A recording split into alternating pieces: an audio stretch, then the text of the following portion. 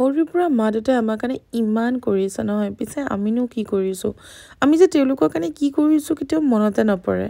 আৰু এতিয়া মানে ডাঙৰ হৈ আহি লাহে লাহে সেই বস্তুটোহে অনুভৱ কৰিব ধৰিছোঁ যে আমিচোন তেওঁলোকৰ কাৰণে একোৱেই নকৰোঁ, সদায় নিজৰ কাৰণে কৰোঁ, তেওঁলোকে আমাৰ কাৰণে কৰে, কিন্তু আমি তেওঁলোকৰ কাৰণে একোৱেই নাই কৰা।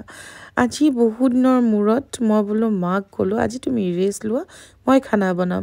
পিছে বিশেষ একো তেনেকুৱা নাই বনোৱা, একদম চিম্পল আইটেম বনাইছোঁ, তাকো একদম মানে কি ক'ম আৰু এই মটৰৰ বাকলি মটৰ এইবোৰে, কাৰণ মায়ে এনেকুৱা বস্তুবোৰ খাই ভাল পায় আৰু দেউতায়ো। চ' এখন ভাজি বনালোঁ ঢেৰ কিবাকিবি মিক্স দি, কিন্তু মায়ে আৰু ক'তনো কামৰ পৰা আৰু ৰৈ দিব, তেওঁৱে ভাত বাঢ়ি দিলে বোলে নাই ময়ে দিওঁ দে, মানে ৰেষ্ট ল'ব দিলেও ৰেষ্ট নলয়। আৰু দেউতাই ক'লে যে কি তই আহিছ যেতিয়া তোৰ কাৰণে এটা স্পেচিয়েল বস্তু বনাই দিওঁ, যিটো হৈছে মোৰ একদম প্ৰিয়, আৰু সেইটো হৈছে মুড়িঘণ্টা, দেউতাই বনোৱা।